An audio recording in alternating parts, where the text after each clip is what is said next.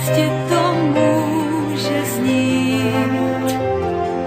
Dnes jako bláznovství, věř mi, že to je ta na světě nejlepší zpráva. Pro ty, kdo uvěří, stane se zázrak. Možná, kdo jen to pozná. Věř mi, že to je ta na světě nejlepší zpráva. Kouzlo 3 oříšků křídla ti dá.